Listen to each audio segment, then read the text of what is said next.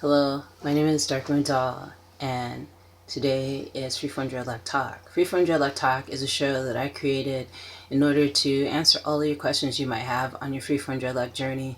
I'm not saying I'm an expert, but I've had my dreadlocks for about, it'll be 21 years next month. So, I just go by what I've experienced. It's not like my experience is going to be the same as yours. So I like to bring forth my own personal experiences. I answer your questions you have about your freeform dreadlock journey. And I also bring forth information I find, sometimes on the net, like political stuff and cultural associations with dreadlocks, things of that nature.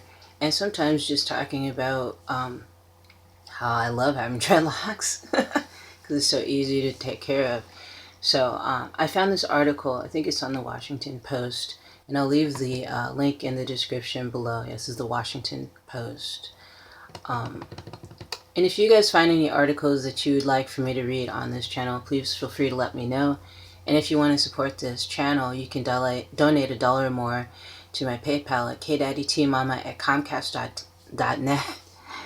Because that way you can also give me a question you'd like to see answered on an upcoming show. So it's just an option. You don't have to donate to that, to my PayPal, but that's just an option. If you have something that you want me to go really in depth with and do research on, I will do it. So I'm going to read this article to you guys. So the name of this article is, what is it? The Cultural Ramifications of Dreadlocks. So let's go into it. Alright.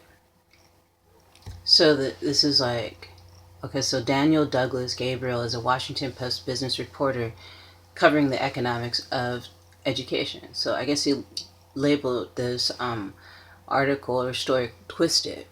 And this is My Dreadlock Chronicles by Bert Ashe. That's weird, okay. Here we go. Let's go.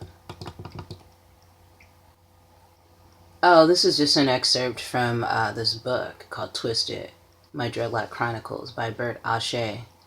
So, interesting, his last name is Ashe.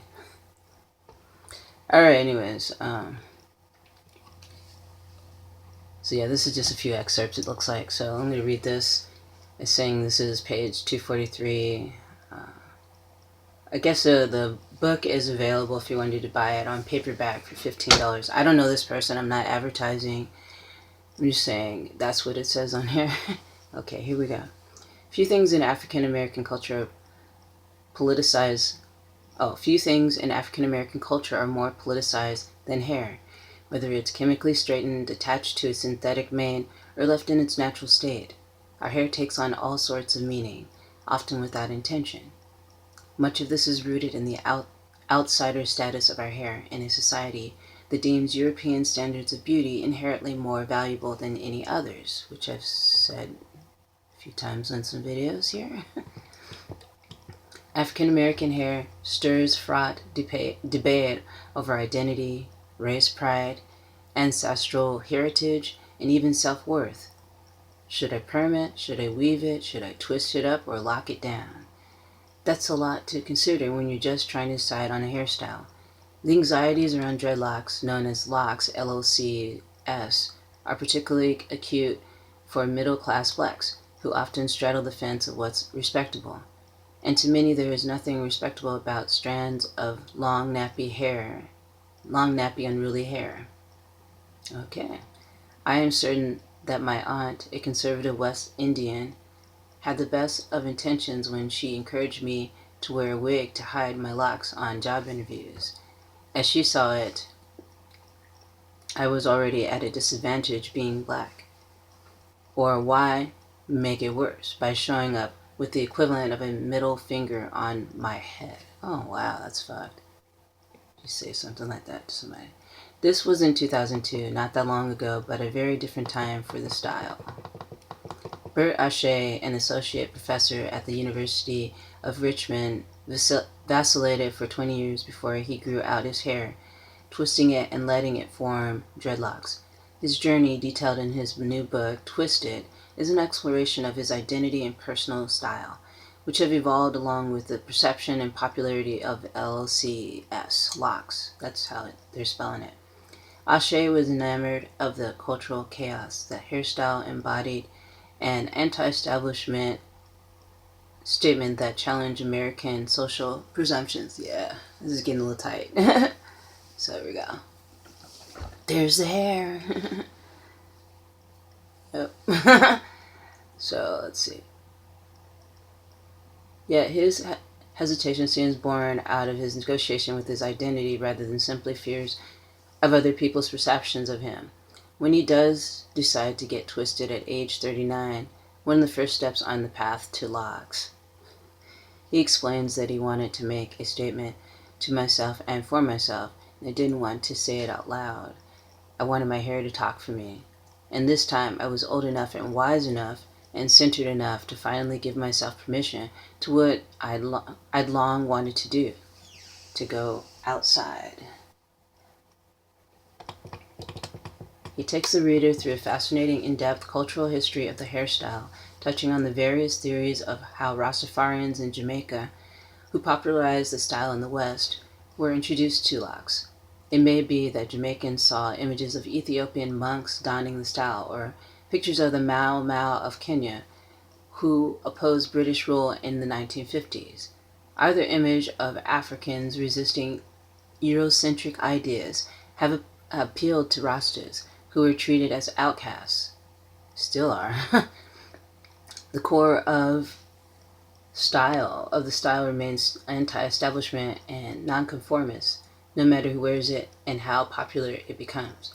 Just as there are plenty of origin stories for dreadlocks, there are many preferred spellings. Dreds, D-R-E-D-S, locks, L-O-C-K-S, or locks, L-O-C-S, all fraught with political meaning.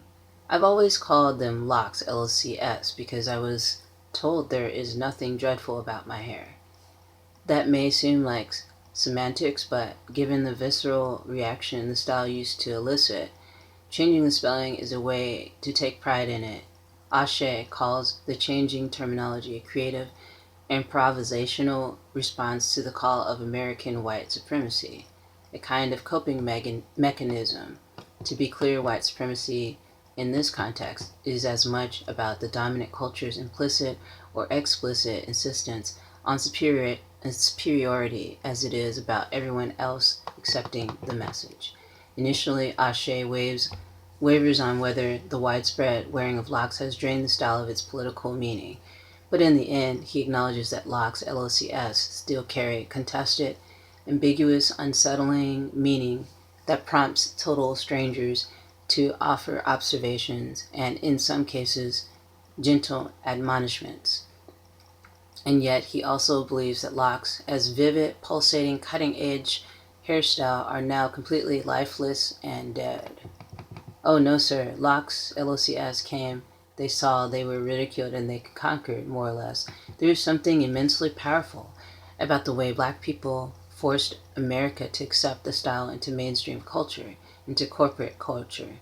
The style may not be as edgy as it was when artist Jean-Michel Basquiat was sporting it in the 80s, but locks are still vivid and pulsating and combative as ever. What's interesting about Ashe's account of his transition into locks is the relatively mild pushback he received from friends and family. This is remarkably different from the more tumultuous stories many black women, myself included, could tell you. Sometimes dealing with friends and family was an even greater battle than was dealing with society at large. But let's face it, hair doesn't carry the same baggage for black men as it does for black women. Hair doesn't strip black men of their perceived masculinity, although it may in some people's eyes affect their respectability. However, for women, the choice of hairstyle can throw into question not only their respectability, but also their femininity among critics, both black and white. Remember all the fuss the Army made over black women wearing twists and cornrows, or how the ladies in Baltimore and St. Louis were told to cut off their locks or lose their jobs, or the 12-year-old girl in Orlando who faced expulsion for wearing her hair in a natural fro. It's really just hair, but it also represents something much deeper for people who are marginalized. And Twisted offers a complete and satisfying explanation of why that is so.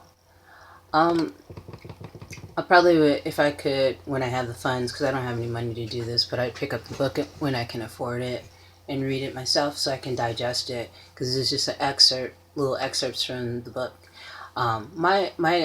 My take on just this reading this article is that I don't consider my hair as a hairstyle. The way my hair is growing out of my hair, it just grows out of my hair that way naturally, and that's what I wanted for the longest, but I never knew that's what I wanted. I didn't want to have to like comb the crap out of my hair and, seek hair in my comb. And I didn't want to have to go to a salon and get like, if you do this, it's okay. I don't mind if you do, but I don't want to have to go to a salon to get my roots twisted or for my locks to look perfectly symmetrical or whatever, for them all to be the same length. All of my hair is not the same length, and it won't be.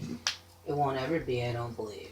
And I'm okay with that. I don't care that all my hair in the back isn't long and that the sides of my hair is longer than the back of my hair. I've only got a few long ones in the back. That doesn't matter to me. What it matters to me was getting back in touch with how my hair wants to naturally come out of my head.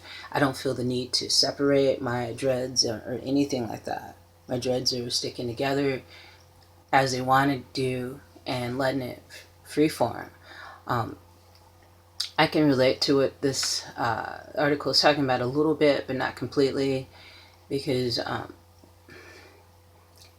what was it? Let me read back here. There's a lot of things that I was seeing while I was reading, but I didn't really want to say anything until I was done. But here we go. Let's see. Let's go to this side. I'm trying to maneuver this touchpad on this computer.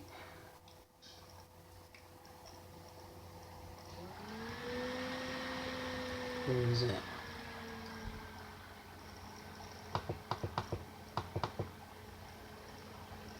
Let's see. Oh, where he said that he didn't want to refer to his locks as dreadlocks because there's nothing dreadful about them.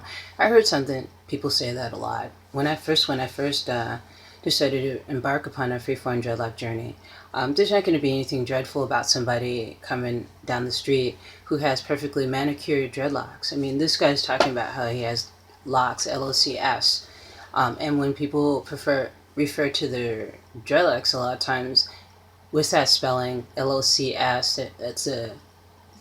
it's trying to make you know that there's a difference between the two. That the LOCS locks are the ones that are manicured. They don't look like mine all over the place. They've got skinny ones, long ones, thick ones, big ones, in between ones. So yeah, that's just how it's growing, and that's natural for me, and I don't feel like I have to like conform to anyone's standards. Done with that. Totally done with that.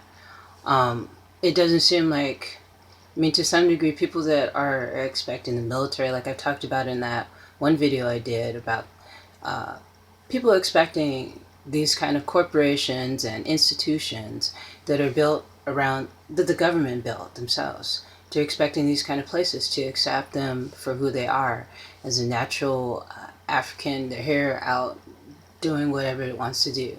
That's not going to happen. Then he mentions Basquiat. I mean, Basquiat had freeform dreadlocks. He didn't have locks, LOCS. He had freeform dreadlocks. And then he didn't have, it almost just like was turning to a hairstyle because he would shave it on all that.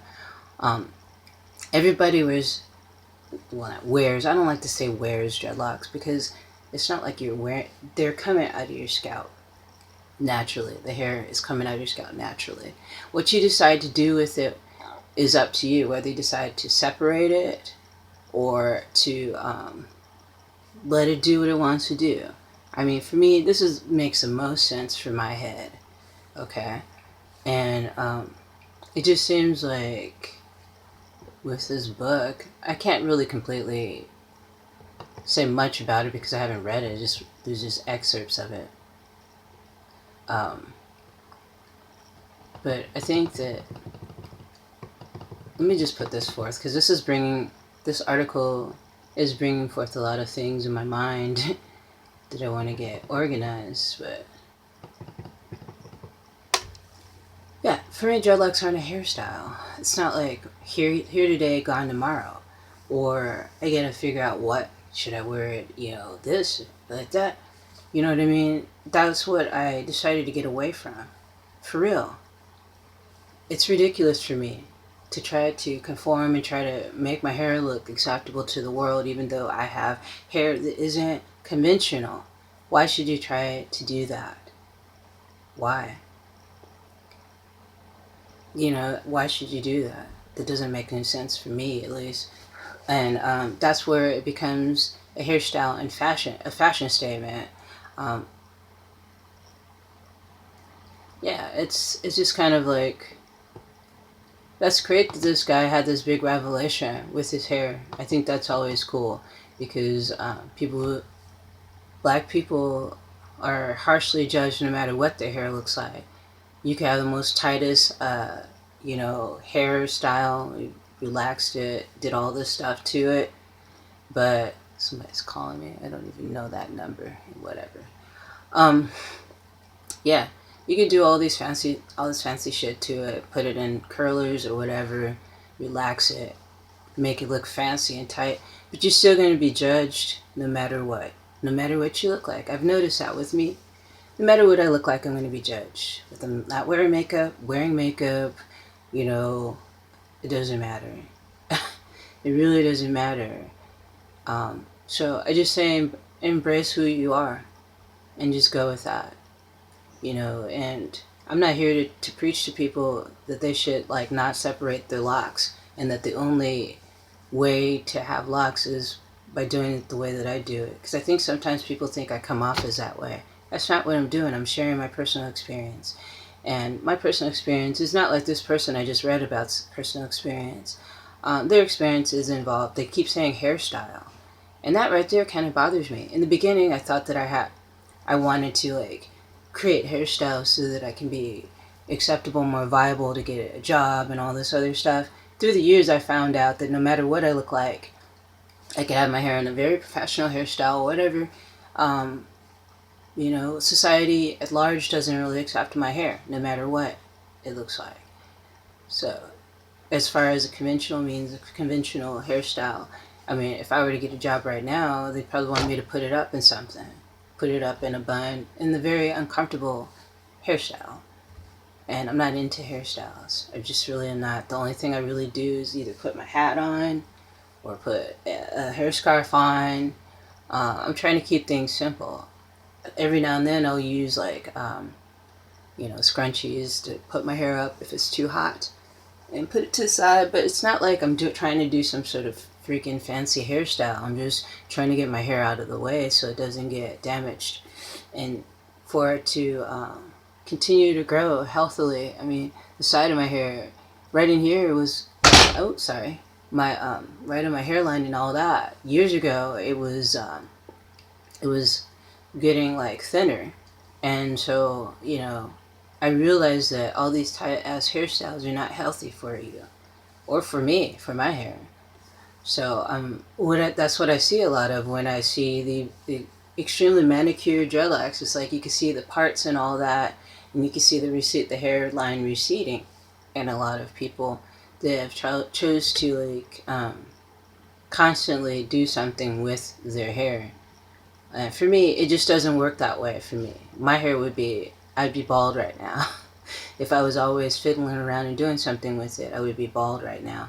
Because I went through that process of doing so much shit with my hair over and over again, whether it was natural or processed back in the 80s. You can watch my past videos on this channel, on this show, and you'll see that I went through quite a transformation with my hair, and I even have a transformation type video compilation thing you can check out too that I did. But yeah, for me it's just keeping it simple. That's the key. If you can keep things simple, then I feel like, well, at least for me, if I could keep things simple, my hair will continue to stay healthy. You know, I'm not looking for like my hair, like I have this goal that my hair is gonna just grow all the way to my feet and all this. No, I just have this goal of being healthy. And the more that you're being healthy, that means putting healthy stuff in your body too. Um, this is what I mean, the difference between like kind of like cosmetic, like beauty like oriented dreadlocks, or the dreadlocks that are just created by growing out of your hair naturally. That's how I see it for my head.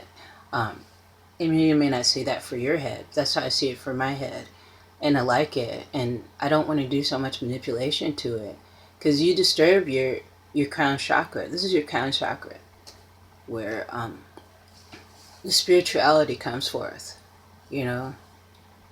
So if when you're messing with that, you're messing with your head.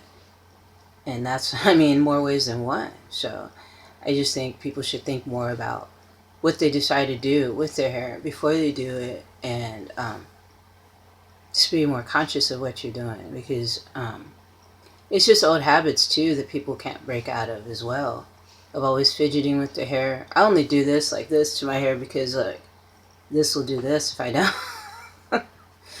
So that's why I do that without the hat on and stuff. So, or tuck it behind my ear, but this one's a little too short to tuck completely behind my ear. But yeah, I mean, I hope you guys enjoyed this article today. I hope you enjoyed what I had to say about it. It looks like it'd be an interesting read to, and an interesting book to have on, just to have on the library. I don't feel like I would completely agree with everything this person has to say. It just seems like right in here, I just have to mention this. Let me read this paragraph again of this article. Just as there are plenty of origin stories for dreadlocks, there are many preferred spellings. Dreds, D-R-E-D-S, locks, L-O-C-K-S, or locks, L-O-C-S, all fraught with political meaning. So these are fraught with political meaning is what he's saying. I didn't think that these three were fraught with political meaning. What do you mean by that? I would think that Dreadlocks would be fraught with political meaning because the whole dread part in it.